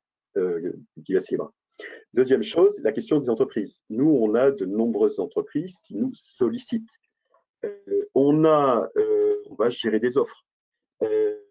Je vais envoyer des books de candidature parce qu'on s'aperçoit, et je vais apporter un petit détail ensuite, finalement, on a des entreprises qui sont très volontaires. Je travaille avec des chasseurs de recrutement qui sont très volontaires, parfois des managers qui le sont un peu moins, parfois des managers qui sont très volontaires. Là, il faut les choyer pour l'année suivante. Il faut faire une fidélisation aussi, bien sûr. On va voir qu'il y a aussi des stratégies pour faire évoluer les choses. Alors, je te propose qu'on passe à la slide suivante à ce niveau-là. Quelques conseils sur la recherche alternance. Donc, sur l'accueil, ça a été très bien dit. Il faut bien connaître les personnes. Parce que si moi, je présente à un employeur un candidat sans bien le connaître, évidemment, je ne suis pas crédible et je prends quand même un petit risque. Deuxième chose, bien comprendre quelles sont les difficultés des personnes nous permet d'être plus pertinents pour les accompagner et mettre en place les solutions mieux adaptées. Ça peut être un manque de confiance, ça peut être une situation de handicap, ça peut être un manque de compétences. À des moments, j'ai des personnes, moi régulièrement, qui me disent « je voudrais être secrétaire médical ». Très bien, quel est votre niveau d'orthographe? Je m'aperçois que ce n'est pas terrible. Je sais très bien que même si elles étaient retenues sur une formation, trouver un employeur serait extrêmement difficile. Donc, à partir de là, qu'est-ce qu'il y a comme situation? Je me dis, est-ce que vous pouvez progresser? L'orthographe, c'est un peu plus complexe, mais en bureautique, c'est plus simple de progresser. Revoyez vos cours, voilà. Donc, bien comprendre la situation de la personne pour identifier ses points faibles, ses points forts. Apporter des éléments correctifs à ce niveau-là avec la personne. Accompagner la personne sur ses recherches, sur son intégration. Ça, c'est votre rôle en tant que référent handicap. Donner confiance à la personne. Et pour moi, il y a un aspect qui est important. Quand on a recruté des personnes et avec qui ça s'est mal passé, je ne parle pas de personnes qui travaillent handicapées, on s'aperçoit qu'il y a deux aspects. Il y a l'aspect compétence, mais il y a l'aspect fiabilité de la personne. La question de la moralité. La question, quand je dis moralité, je ne me base pas du tout sur un critère moral, mais est-ce que la personne va respecter le contrat qu'on lui donne? Voilà, la question de la fiabilité. Et ça, ce que disait tout à l'heure Héloïse, des managers vont dire « Ah, c'est une personne qui m'intéresse ». La question de la compétence, elle peut être présente. Donc, cette partie-là, elle ne va pas se voir sur le CV. C'est aussi la promotion que vous allez pouvoir faire, la confiance que vous allez donner à un recruteur. Moi, j'ai des personnes qui, sur le papier, effectivement, ne passent pas. Quand j'appelle un employeur, je ne sais pas que ça marche à chaque fois, je sais très bien qu'il y a plus de probabilités. Alors, la recherche d'alternance par le CFA, bien sûr que c'est ce que je disais, ce que nous on fait, mais ce que vous faites aussi, apporter des conseils sur parler du handicap. Quand moi j'ai quelqu'un qui me dit en entretien, je dis au recruteur que j'ai une dyspraxie, je lui dis alors vous avez une chance sur deux pour que le recruteur il ouvre Wikipédia, il se dit ah ouais, problème d'organisation. J'ai bien fait de l'écouter, je ne vais pas la recruter. Alors, je plaisante en disant ça parce que évidemment qu'il y a des recruteurs qui sont beaucoup plus ouverts et beaucoup plus compétents et les formations sont là pour ça. Mais il vaut mieux dire les contraintes, si je peux dire, qui soient propres, les points forts, etc. Donc, ça se prépare, parler du handicap. La question des aides financières, qui sera évoquée tout à l'heure par Olga, pour la GFIP, sont importantes de venir sur des salons. Voilà. De prendre en compte les salons qui soient aussi organisés par les Cap Emploi, par les services publics, par un ensemble d'acteurs, le handicap, d'autres. Voilà. Donc, que les gens aient beaucoup de points de contact avec les entreprises. Dans la relation entreprise, il y a effectivement vos entreprises partenaires, essayer d'identifier des personnes plus ouvertes sur la question du handicap. La question de fidéliser ces personnes, la question de les identifier pour l'année suivante. La question de bien les accompagner, bien sûr. Il y a évidemment la question des missions handicap qui sont évidemment au cœur du sujet. Voilà. Alors, la recherche avec les partenaires, Cap Emploi, eh bien, moi, quand j'ai des candidatures, je reçois beaucoup d'offres d'entreprise. Je vais analyser la candidature qui m'est transmise, par exemple, par un CFA. Et à ce moment-là, je vais apporter des conseils à la personne et la présenter à les entreprises. Moi, la moitié des apprentis que je place sont des apprentis qui sont envoyés par des CFA. Donc, n'hésitez pas à me transmettre vos candidats quand ils sont reconnus travailleurs handicapés, avec CV, un petit topo, même si après je reviendrai vers vous, je reviendrai vers la personne, sa RQTH et son projet de formation. son projet de formation, c'est quelle formation, quel rythme, quelques éléments de ce type-là. Conseiller aux personnes de diversifier leur candidature en les envoyant auprès des associations pour les étudiants comme l'Arpège, Tremplin et la FEDE, alors c'est 100% dynamique, les cabinets de recrutement, d'être présents sur le site de la GFIP. Donc, diversifier les possibilités de points de contact avec les employeurs. Tout à l'heure, Margot parlait effectivement de cabinets de recrutement. Évidemment, par exemple, vous avez Aticea, qui peut être un relais pour vos candidats vers les entreprises. Donc, diversifier les points de contact. Je propose qu'on passe à la slide suivante. Merci. Donc, quelques éléments pour optimiser le recrutement.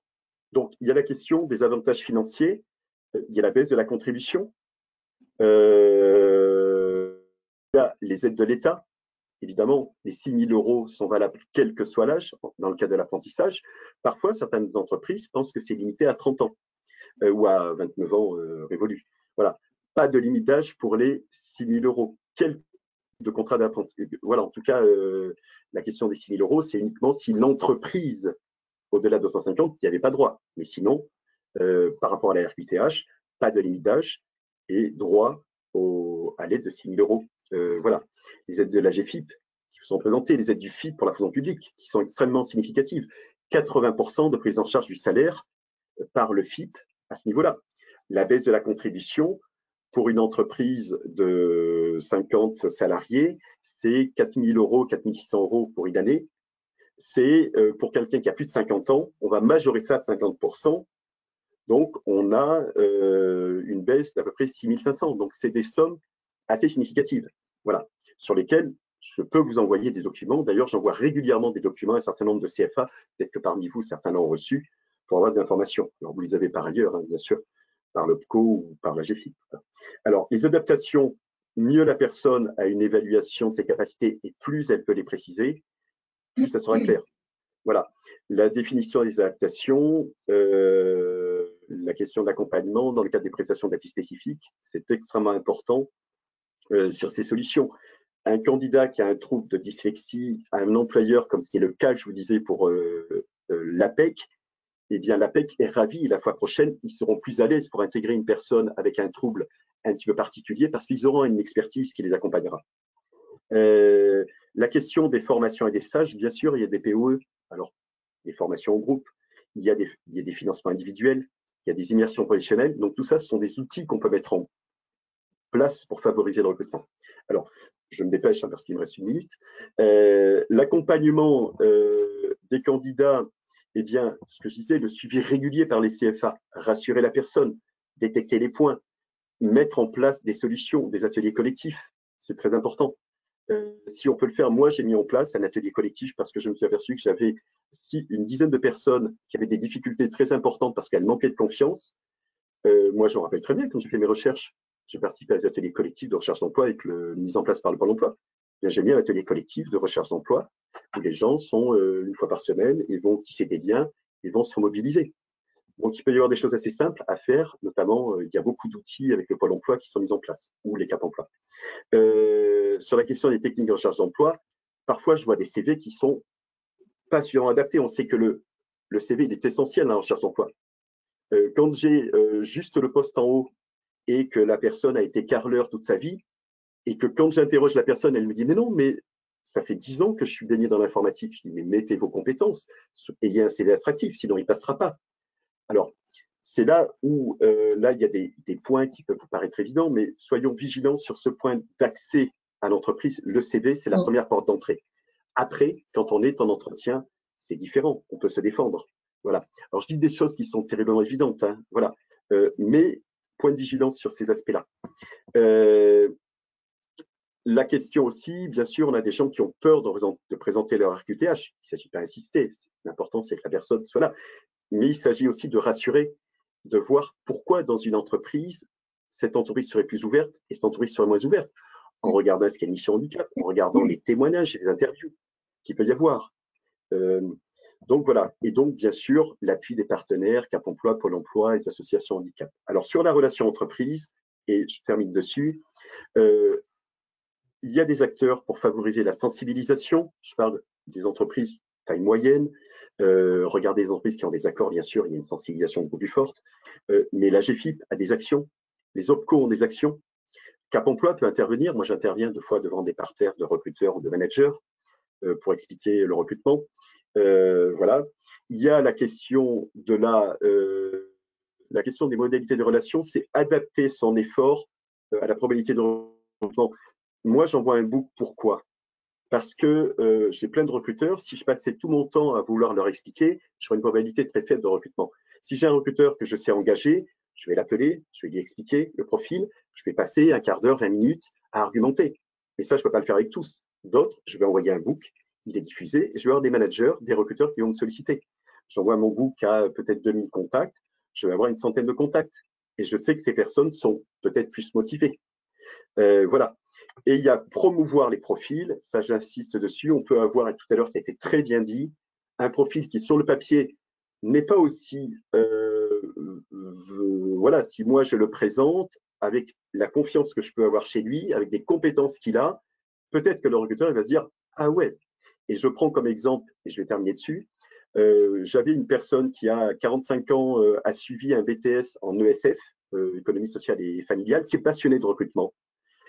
Quelqu'un d'une bonne maturité, et sur le papier, il voulait faire une licence RH, c'est pas forcément le candidat le plus approprié. Quand moi, je l'ai eu en ligne, il m'a convaincu. J'ai un recruteur que je connais qui m'a dit, je recherche un chargé de mission qui ait une certaine maturité en recrutement. Je l'ai appelé, il l'a reçu, il a été recruté. Ça ne m'a pas étonné.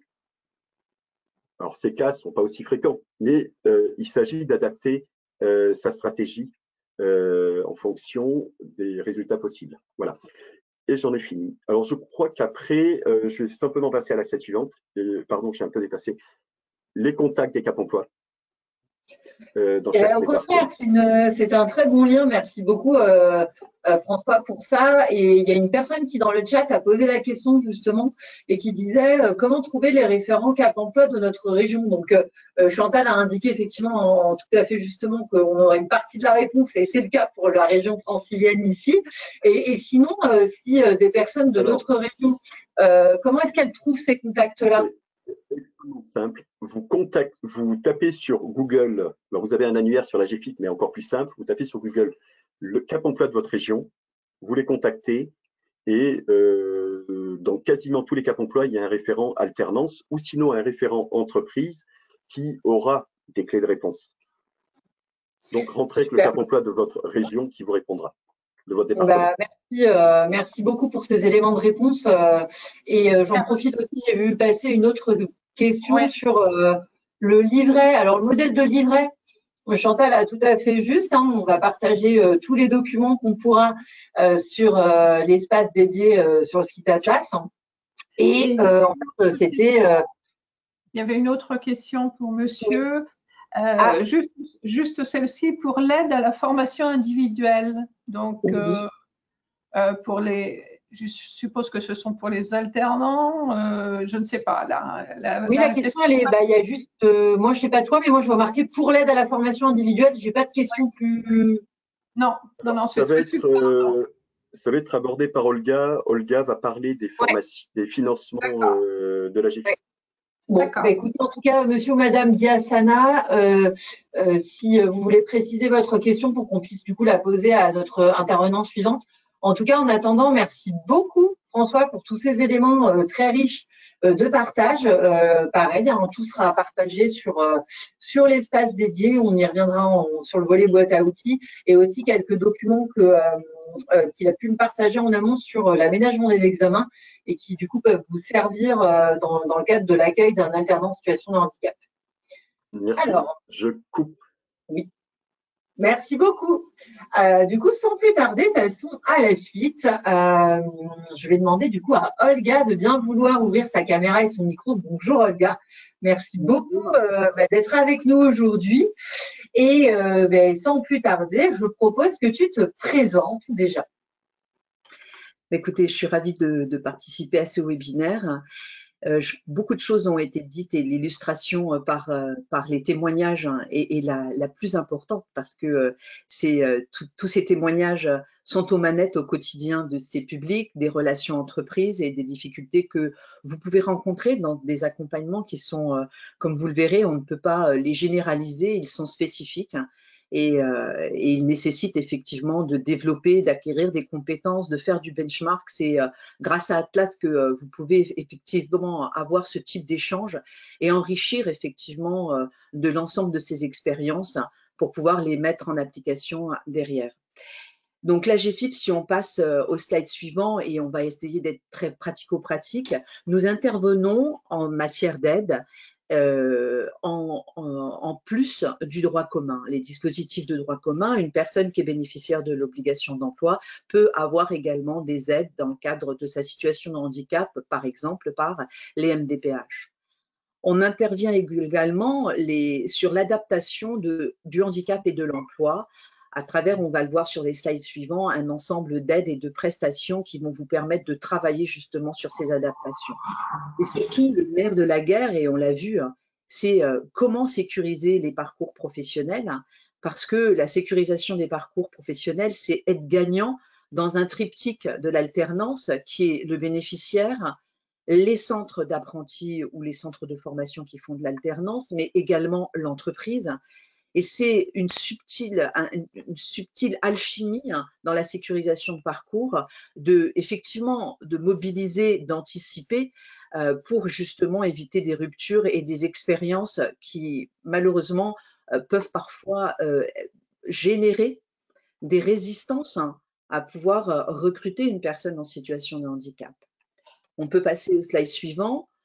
L'offre que propose l'AGFIP aux bénéficiaires, vous avez ici les 3 catégories de bénéficiaires de nos offres. Vous avez les bénéficiaires, c'est-à-dire les personnes.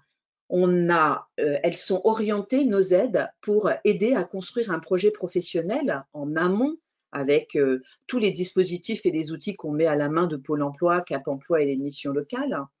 Trouver un emploi, de la même manière, bien évidemment, se former, puisque nous pouvons intervenir sur des dispositifs de formation en amont, conserver son emploi, et là on est vraiment sur le spectre du maintien, mais qui concerne également toute personne en situation d'alternance, et puis bien évidemment, parfois créer son entreprise, parce que c'est aussi une manière d'être actif.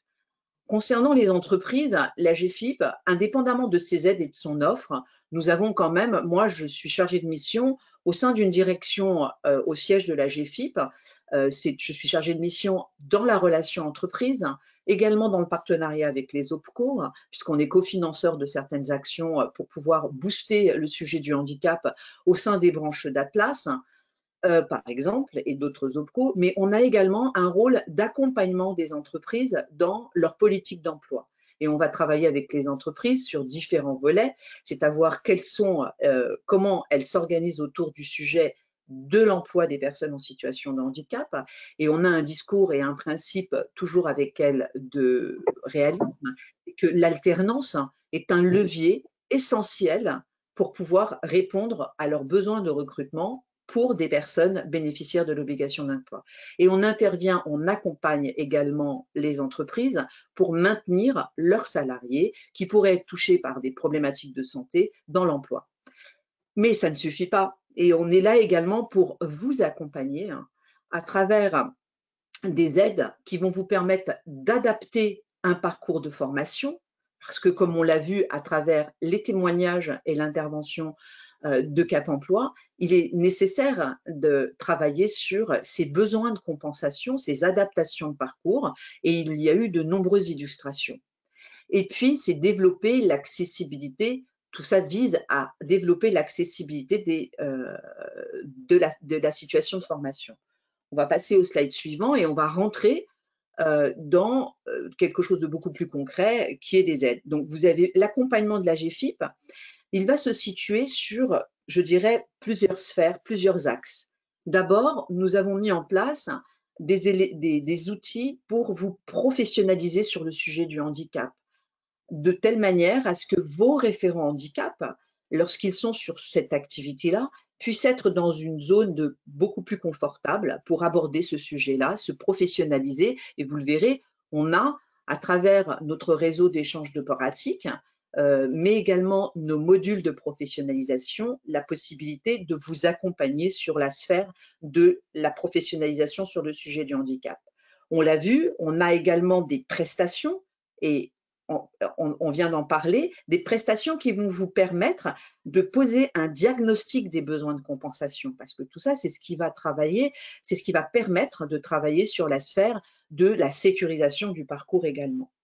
On va avoir des aides à l'embauche pour l'entreprise, mais tout ça est complémentaire, et puis le fameux réseau.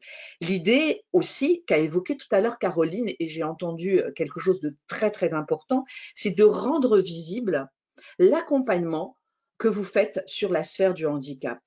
Plus cet accompagnement au sein de vos CFA est visible, il est identifié par les alternants que vous allez recruter, plus ça va faciliter également le fait de déclarer sa situation. Parce qu'il va y avoir une curiosité sur un référent handicap dans un CFA, que peut-il m'apporter? Et donc la communication, elle fait partie intégrante de l'axe, d'une part, reconnaissance, qui va vous permettre d'anticiper, mais également de mobiliser l'ensemble des acteurs qui peuvent vous accompagner dans le diagnostic des besoins de compensation.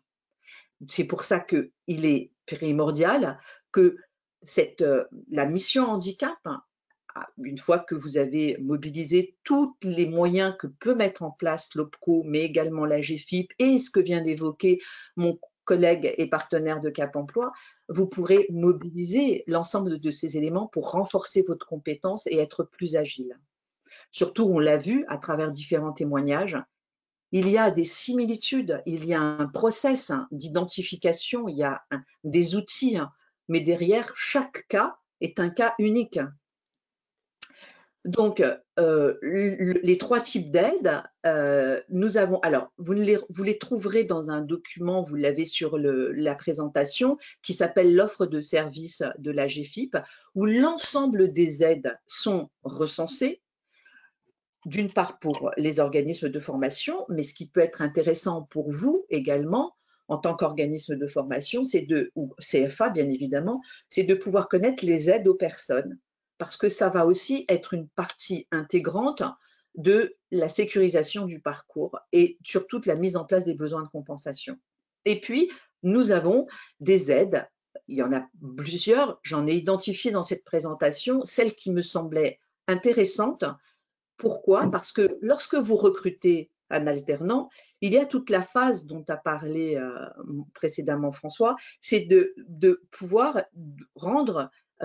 rassurer l'entreprise, d'une part sur cette capacité que vous avez à être un partenaire qui va permettre d'acquérir des compétences, qui va permettre aussi, et on le sait aujourd'hui, d'acquérir les codes socio-professionnels des secteurs d'activité parce que c'est extrêmement important, mais également de travailler dans un réseau qui va justement sécuriser le recrutement pour l'entreprise.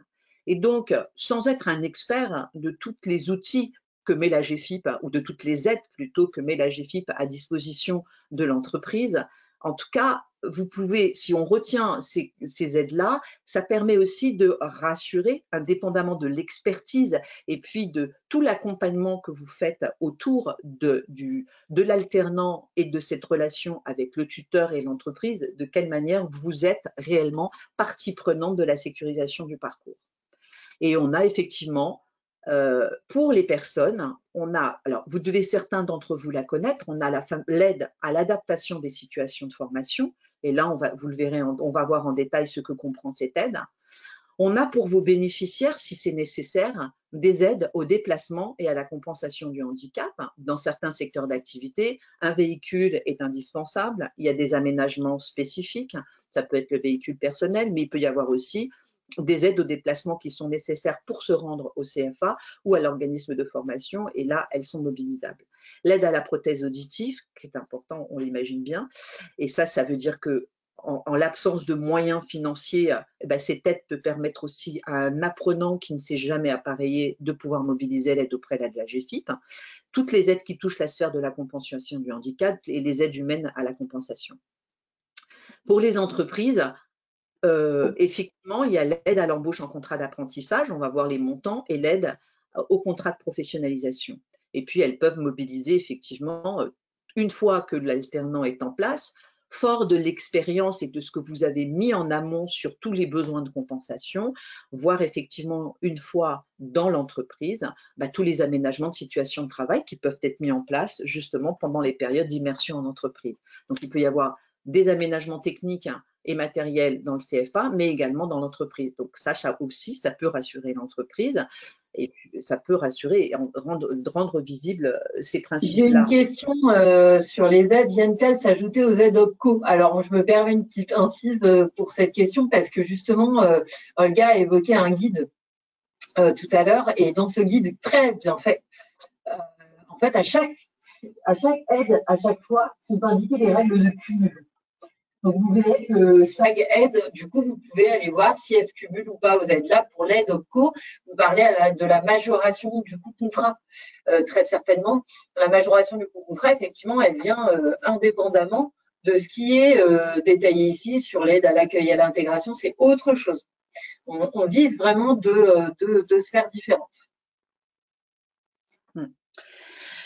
Merci Caroline. Donc là, on a vu les aides principales qui, dans l'échange avec les entreprises, le rôle que vous avez effectivement préalable d'avoir sourcé des futurs talents des entreprises, c'est aussi le moyen d'afficher l'expertise que vous avez et bien évidemment l'appui que la GFIP vous apporte également dans cette situation-là. Si on passe au slide suivant sur l'accompagnement, on l'a vu très précisément, les prestations d'appui spécifiques, on les a développées, elles ont été illustrées précédemment et puis vous savez que vous pouvez demander justement la mobilisation d'une prestation d'appui spécifique au Cap Emploi qui va bien évidemment préalablement vérifier la pertinence de la mobilisation de cette aide. Mais je dirais, en complément de ça, indépendamment du fait de vous rendre visible les différentes modalités d'accompagnement, c'est que vous avez la ressource handicap formation qui est qui est implantée au niveau de toutes les délégations, donc les 14 régions d'Île-de-France. Et puis, bien évidemment, vous avez aussi après l'expertise qu'a développé Cap Emploi tout à l'heure pour tout ce qui est prestations d'appui spécifique. L'appui à la professionnalisation, on l'a vu, c'est-à-dire la mise à disposition pour les centres de formation et les CFA des modules de professionnalisation. Il y a 5 modules de professionnalisation de base selon vos compétences initiales sur le sujet du handicap. Vous pourrez en acquérir peut-être, et je l'espère, de complémentaires. En tout cas, c'est une offre que l'on enrichit régulièrement. Pour les bénéficiaires, eh bien, vous l'avez compris, Pôle emploi, Cap Emploi, les missions locales ont un rôle important. Et puis, ils peuvent venir en complément en mobilisant ces mêmes prestations. Pour les entreprises, la GFIP, effectivement, permet un conseil et un accompagnement sur leur politique d'emploi spécifique. On met à leur disposition des études ergonomiques, c'est-à-dire que quand l'alternant va dans l'entreprise et dans son environnement, l'entreprise, toujours sur cet axe de mise en place de compensation, des besoins de compensation, peut effectivement mobiliser des études ergonomiques. L'espace emploi recruteur, on a un centre de ressources en ligne pour les entreprises, mais je vous invite également à aller voyager dans cet espace où c'est ce que nous appelons chez nous des outils sur l'étagère, mis à disposition, personnalisables, pour pouvoir mener sur différents thèmes qui peuvent effectivement vous intéresser. Ce centre de ressources est accessible en libre service. Et puis, l'appui à la professionnalisation pour les entreprises également.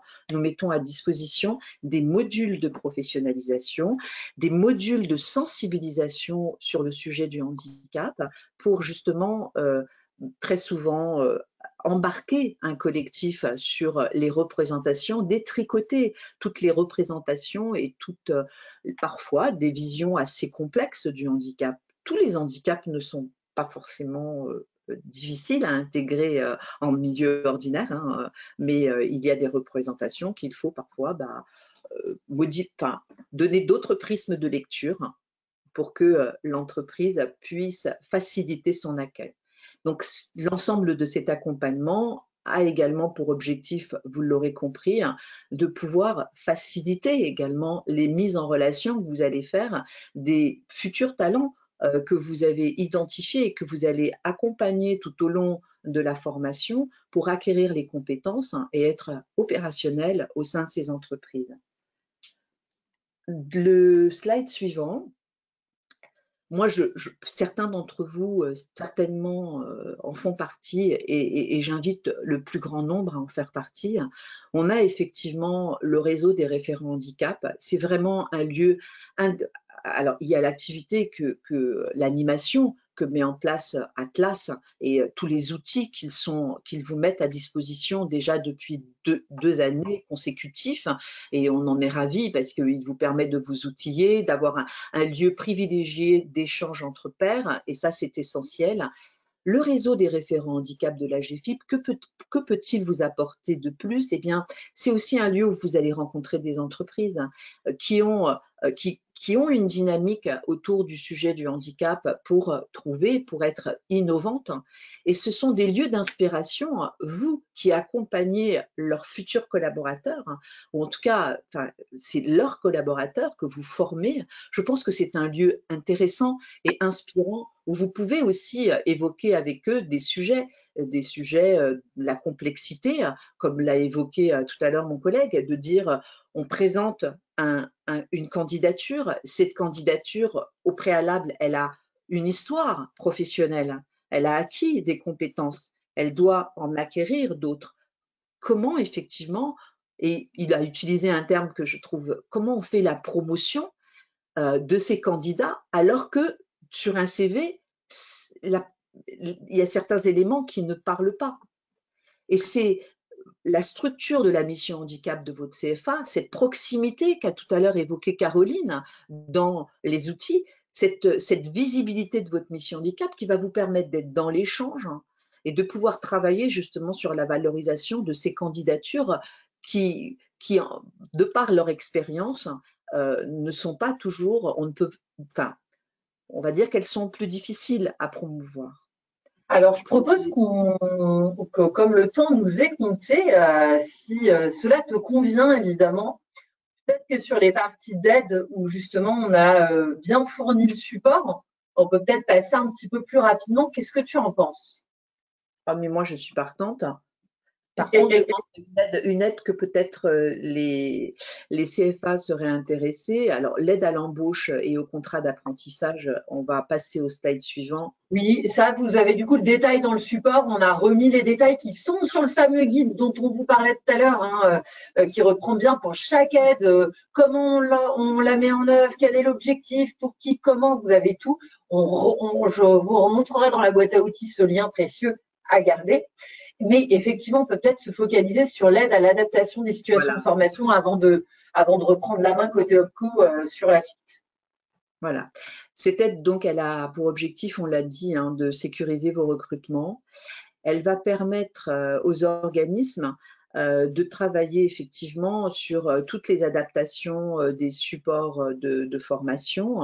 Donc, vous avez pour qui elle est pour tous les organismes, pour les centres de formation des prestataires de bilan, permettre la prise en compte des besoins de compensation.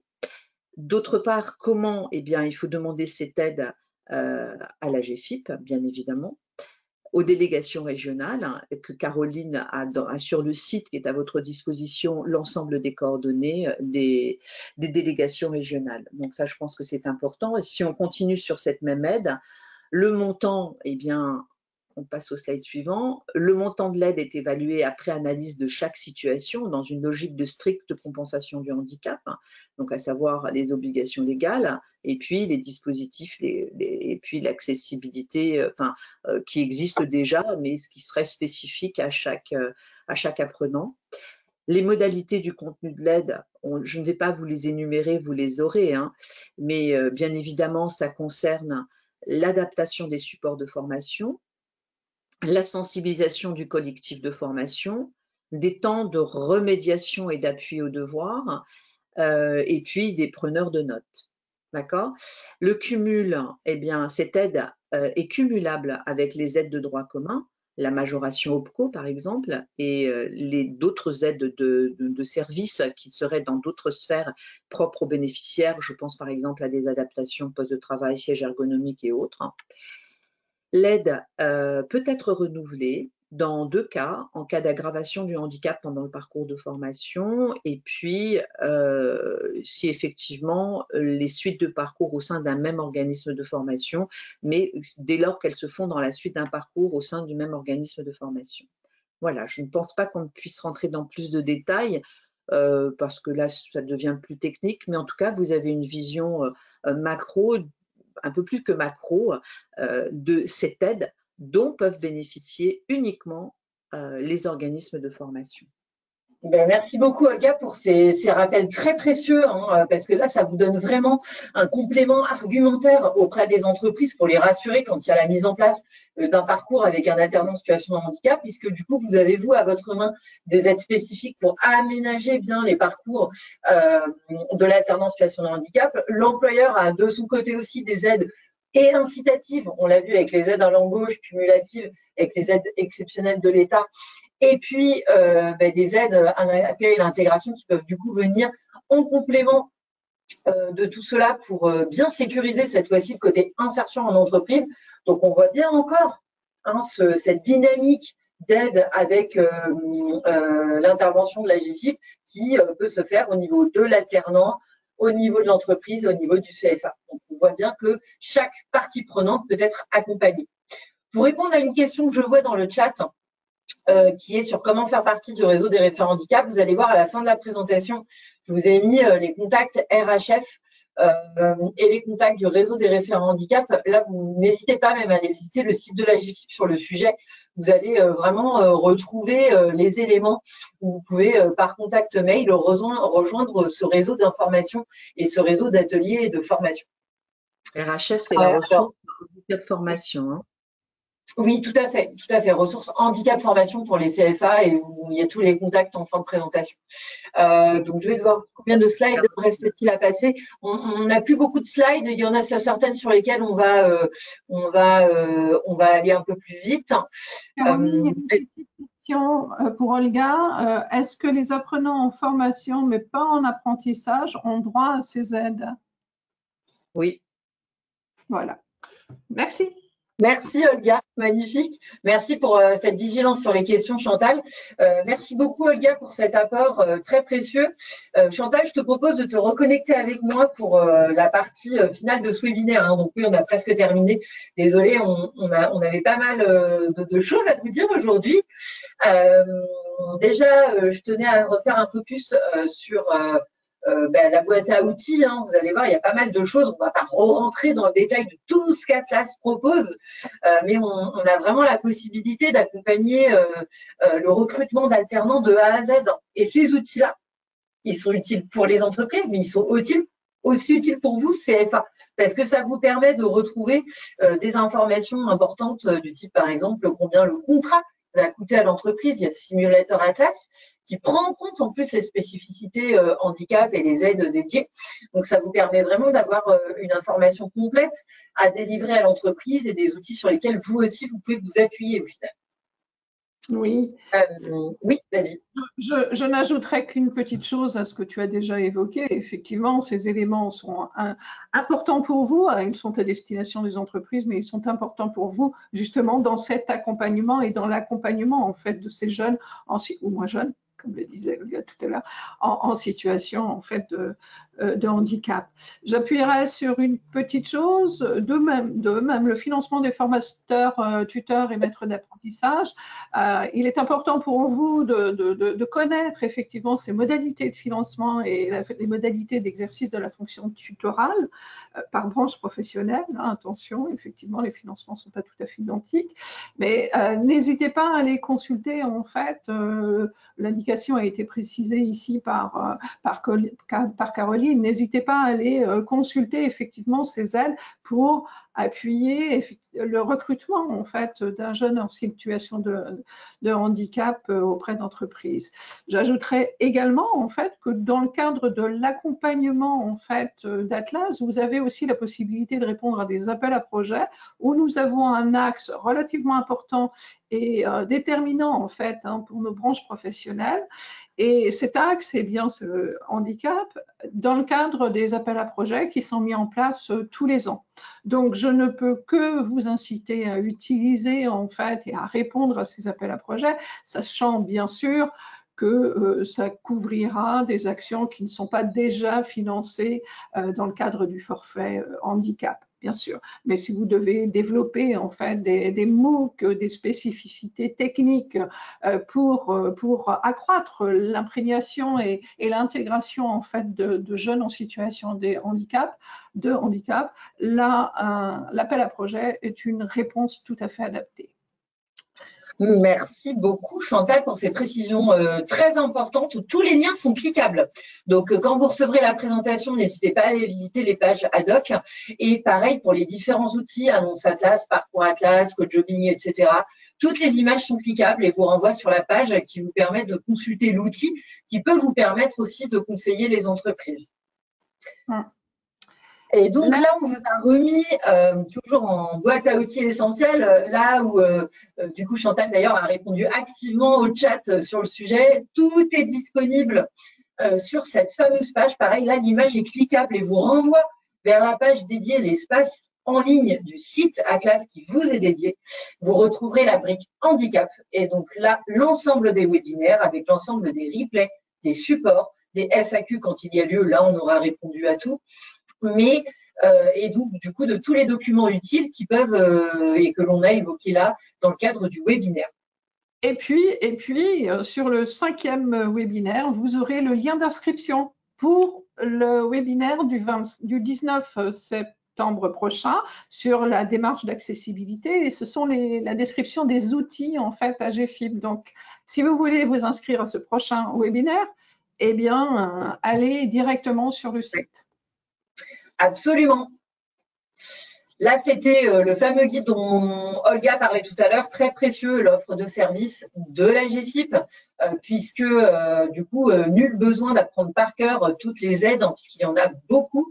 Par contre, l'avantage, c'est que quand vous allez cliquer sur le lien qu'on vous a mis là, vous verrez que le sommaire est cliquable. Donc, en fait, on identifie très bien par un code couleur les aides qui sont à destination des entreprises, qui sont à destination des particuliers et à destination des CFA. Donc, vous pouvez cliquer directement sur les aides et vous allez voir quel est l'objet de l'aide, comment on la mobilise, est-ce qu'elle est cumulable, quel montant.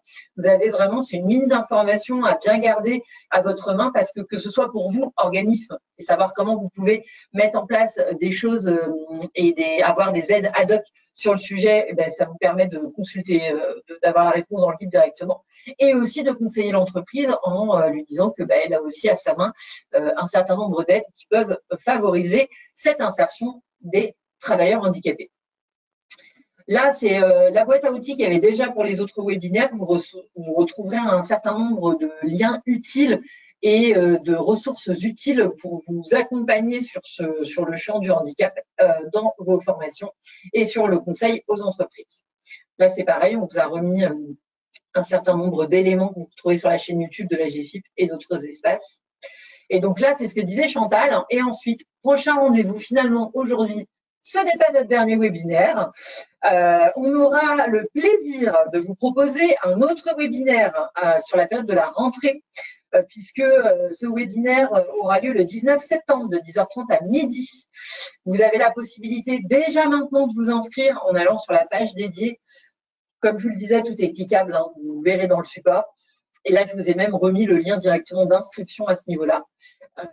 Là, l'idée de ce webinaire-là, on va le co-animer donc avec la GFIP. Et l'idée est de vous présenter la démarche de progrès pour l'accessibilité des formations. La GFIP, depuis 2019, en fin 2019, a créé et a structuré la ressource handicap formation. Donc, à votre destination organisme de formation et CFA. Elle s'est structurée depuis, a cheminé et du coup en 2023, un outil en ligne a vu le jour, un outil d'autopositionnement, donc cette fameuse démarche de progrès pour l'accessibilité des formations. Et nous aurons le plaisir de vous présenter cette démarche avec la GFIP le 19 septembre prochain. Vous verrez en quoi cet outil peut vraiment vous aider à aller même au-delà des critères Calliope, au-delà de tout ce que vous faites déjà. Mais pour vraiment, l'idée c'est de vous aider, de vous accompagner toujours plus avec de nouveaux outils. Caroline, si tu me permets, oui. Je voudrais simplement ajouter, en fait, ce qui n'a pas été précisé jusqu'à maintenant, en fait, que vous avez une newsletter qui est à disposition des CFA, qui sort tous les 15 jours approximativement, et qui est mise en place en collaboration avec Newstank. Et vous y trouvez un certain nombre d'informations, des informations importantes sur l'alternance, sur l'apprentissage, le fonctionnement, les modifications en fait apportées par exemple sur les CERFA, sur le nouveau CERFA, etc. Je ne peux que vous inviter à vous y abonner. Donc je mettrai tout à l'heure le lien. Je mettrai le lien en fait dans la présentation et puis dans le courant en fait de vos interrogations, de façon à ce que vous puissiez vous y inscrire. Tout à fait.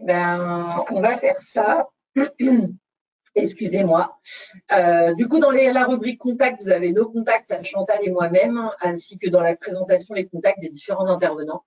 Et ou en tout cas pour les institutions que vous pouvez être amenés à contacter, comme la GFIP Cap Emploi. Et là, on vous a remis le contact du coup de la ressource handicap formation. Voilà, pour rejoindre le réseau. Du coup, je regarde. Il y a quelques petites questions, je ne sais pas. Ouais, il y a quelques petites questions. Par exemple, sur la démarche de progrès, il y a le CRFH en Nouvelle-Aquitaine, oui, tout à fait. La GFIP nous a précisé qu'il y avait déjà quelque chose de créé en Nouvelle-Aquitaine, avait eu connaissance des RFH disponibles en région PACA, Île-de-France. En fait, voilà, c'est la démarche de progrès, on vous la présentera, c'est ce que je vous disais, en septembre. Mais en attendant, vous pouvez tout à fait vous rapprocher de la GFIP pour déjà avoir accès à cette plateforme. Faut pas attendre septembre, évidemment. Je pense qu'ils auront plaisir à vous renseigner sur le sujet en attendant. Voilà, on a un peu dépassé, désolé, on avait beaucoup de choses à vous dire aujourd'hui. Merci beaucoup encore à tous nos intervenants pour leur temps, pour leur contribution et pour les témoignages très riches qu'ils ont pu partager avec nous et tous les conseils également pour la partie Cap Emploi et AGFIP. Merci infiniment à tous pour votre participation. Vous étiez nombreux aujourd'hui à nous suivre. Et puis, me reste à vous souhaiter une bonne journée, mais aussi un bel été, puisque du coup, on se retrouve maintenant en septembre pour le prochain webinaire. Donc, très bonne journée à tous et à bientôt. Merci, à bientôt et bel été.